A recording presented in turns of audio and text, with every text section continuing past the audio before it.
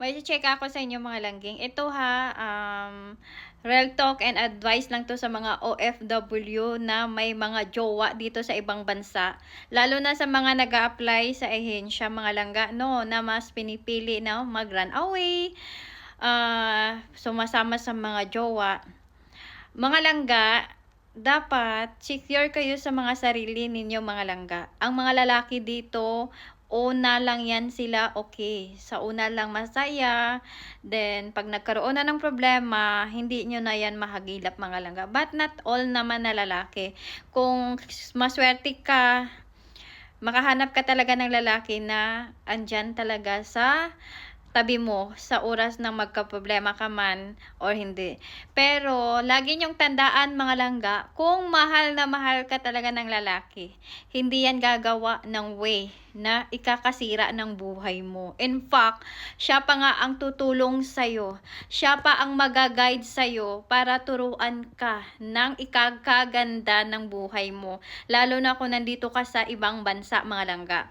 So, ang most sa mga lalaki dito, mga langga, lagi niyong tandaan, iyot lang ang gusto niyan. Okay? After, mag-iyutan kayo ng ilang beses, tapos kung mabuntis ka na, naku, dyan mo na malalaman langga kung pananagutan ka ng lalaki or hindi. Pag na ikaw ay natubuan ng bilog sa tiyan mo, wala na. Ang lalaki na yan, uuwi na sa bansa nila, or hahanap na naman ng bago, ikaw, kawawa, wala ka din, wala kang habol, dahil hindi ka naman asawa. Okay? Pinakasalan, kumbaga, binuntis ka. Wala kayong marriage, hindi kayo kasal. Binuntis ka lang. Saan ka tatakbo? Dito sa government?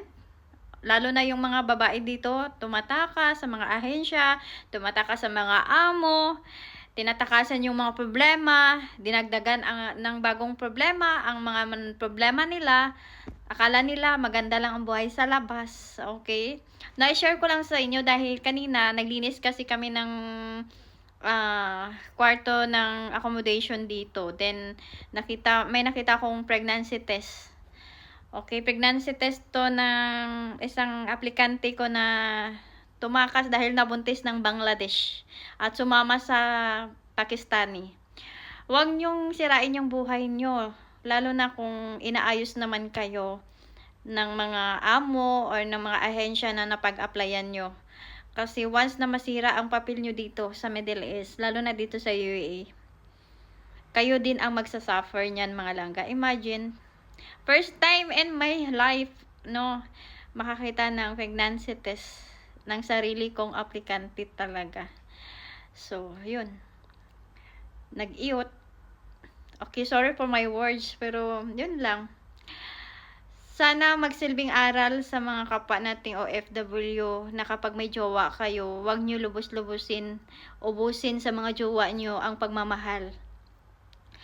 Dahil at the end of the day, hindi nyo rin alam may asawa.